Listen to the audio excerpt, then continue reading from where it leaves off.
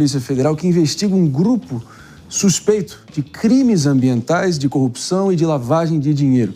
Vamos entender exatamente o terror que eles estavam tocando e qual era realmente o teor dessa criminalidade que eles estavam envolvidos com nosso repórter Rodrigo Costa com todos os detalhes das ações. Rodrigo, a palavra é sua. Olá, Marinho, bom dia. É uma operação enorme em Minas Gerais, organizada pela polícia, com duas prisões que merecem e chamam a atenção. A do diretor da Agência Nacional de Mineração, ANM, Caio Mário Seabra. Essa operação ela faz parte de uma investigação que identificou uma organização criminosa que atua no setor de mineração para fraudar licenças ambientais por meio de pagamento de propina para agentes públicos em nível federal e estadual. Falei de duas prisões. Além da do diretor da ANM, outra prisão importante foi a do delegado federal de Minas, Rodrigo de Melo Teixeira. Ele estava cedido para a Companhia de Pesquisa de Recursos Minerais, um órgão federal. Ele é suspeito de ser sócio de uma empresa no setor de mineração. A prisão dele faz parte também das ordens de prisão. São 22 no total de prisão temporária e 79 mandados de busca e apreensão em Belo Horizonte e outras regiões do estado aqui de Minas Gerais. De acordo com a Polícia Federal, o alvo dos policiais é um conglomerado de aproximadamente 40 empresas. Elas atuam na exploração de minério de ferro em várias regiões críticas do estado. O grupo investigado teria corrompido servidores públicos em diversos órgãos estaduais e federais de fiscalização e controle também na área da mineração, com a finalidade de obter autorizações e licenças ambientais fraudulentas.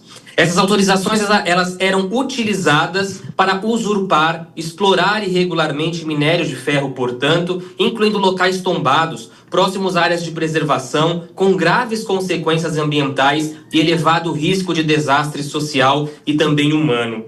Calcula-se que as ações criminosas do grupo, Marinho, investigado, renderam ao menos um lucro de R$1,5 bilhão.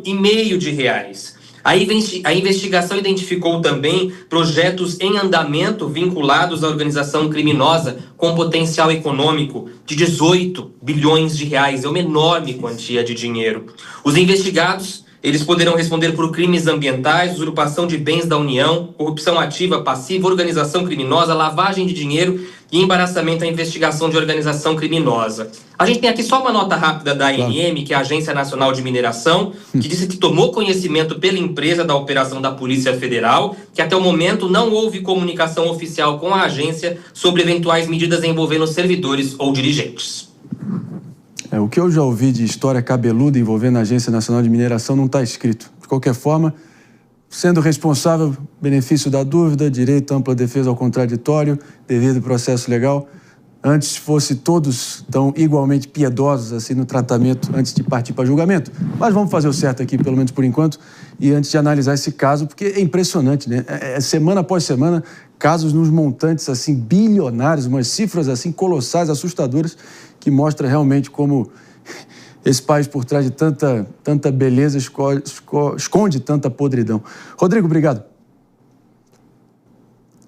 Eu acho que é a mesma sensação da Aninha. A gente estava se olhando aqui, enfim, a cada número que o Rodrigo ia trazendo, a gente ia com o olho arregalando cada vez mais. É por aí? Não, André, com certeza. E eu acho que muitos de nós ainda têm aquela velha concepção de criminalidade, de que tem que usar uma arma, de que tem que abordar. Isso. Hoje no Brasil, a gente tem tantas naturezas distintas de criminosos, e quando a gente fala, e a gente sempre bate nessa tecla aqui no Morning, de que, poxa, tá enraizado, tá dentro do governo, tá dentro do poder judiciário, esse é mais um exemplo. A agência completamente contaminada de pessoas e de funcionários que não estão dispostos a cuidar dos nossos bens, do nosso minério, da nossa terra, mas sim servir a interesses pessoais, sejam deles ou de terceiros, muito provavelmente pensando numa remuneração que é ilícita. Então, quando a gente fala de crime, a gente não pode pensar só naquela pessoa que tem o fuzil na mão, porque este tipo de pessoa pode estar prejudicando ainda mais a nossa sociedade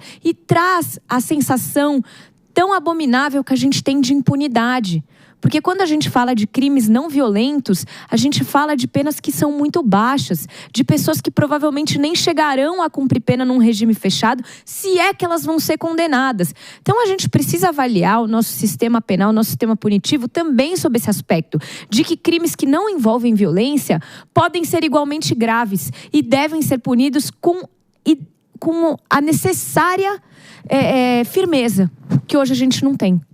Meus amigos, agora, acho que foi mais fácil encontrar os indícios de crime ambiental na região do que encontrar o próprio ouro na região, mas de qualquer forma, tá aí mais uma organização criminosa da pior espécie caindo por terra. Mas, de qualquer forma, inspira muitos cuidados ainda mais dentro da Agência Nacional de Mineração, que, como eu disse, o que eu já ouvi de história lá altamente questionável não está no gibi. Jéssica Peixoto. Não, e lembrando que agora, né, se a PEC da blindagem passar e tiver algum parlamentar envolvido, o Ministério Público vai começar a investigação, vai chegar lá e vão falar assim, agora vamos votar se investigamos o colega que é amigo dele, ixi, ele sabe que eu... Ah, não, é verdade.